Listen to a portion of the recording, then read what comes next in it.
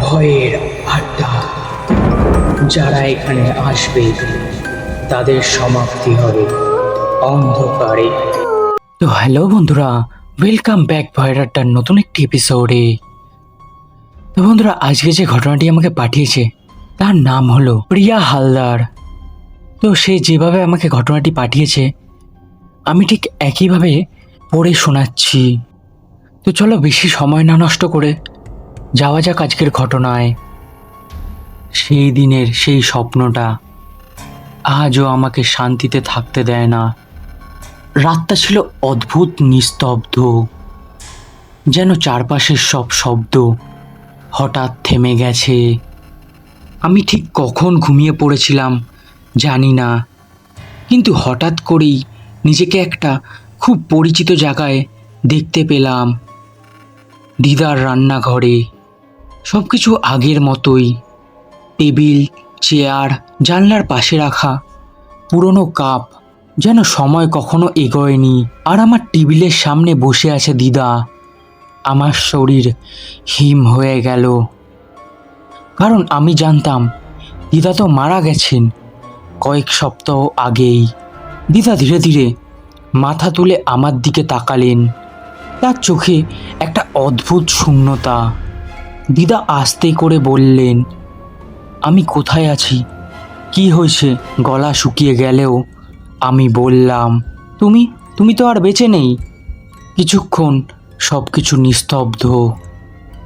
আমি তখন বুঝতে পারছিলাম না আমি কি আসলেই স্বপ্ন দেখছি নাকি এটা কোনো বাস্তব ঘটনা। দিদা কিছুক্ষণ চুপ করে থাকলেন, তারপর বললেন, আমি তোর জন্য অপেক্ষা করছি, তুই আয় আমার কাছে। তারপর সব ঝাপসা হয়ে গেল। আমি ঘুম থেকে উঠে গেলাম, কিন্তু ঘটনাটা সেখানেই শেষ হয়নি। শুরু হলো তারপর থেকেই। এরপর থেকে প্রায় প্রতি রাতেই আমি একটা স্বপ্ন দেখতে শুরু করলাম। প্রথম দিকে দিদা আগের মতো ছিলেন, শান্তশিষ্ট, কিন্তু আস্তে আস্তে দিদা বদলে যেতে লাগলো। এক রাতে দেখলাম দিদা আমার দিকে তাকিয়ে হাসছেন, কিন্তু সেই হাসি আর আগের মতো নয়, অস্বাভাবিক ভয়ানক, যেন গা শিউড়ে তোলার মতন হাসি। তিনি বললেন, আমার সাথে চল, আমি তোকে খুব ভালো রাখবো, এখানে তোকে কেউ ভালোবাসবে না। আমার বুক ধড়ফড় করতে লাগলো। আমি পিছিয়ে যেতে চাইলাম, কিন্তু পা নড়ছিল না। এরপর স্বপ্নটা আরও ভয়ঙ্কর হয়ে উঠতে লাগলো। একদিন মাঝরাতে হঠাৎ আমার ঘুম ভেঙে গেল। মা আর বাবা পাশের ঘরে ঘুমোচ্ছিল, আর আমি আমার নিজের ঘরে একা ঘুমোচ্ছিলাম।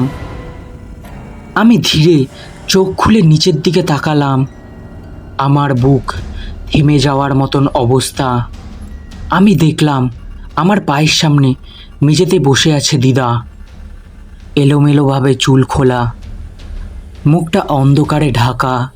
তিনি আস্তে আস্তে মাথা তুলে আমার দিকে তাকালেন। তার চোখ দুটো অস্বাভাবিকভাবে জ্বলজ্বল করছিল,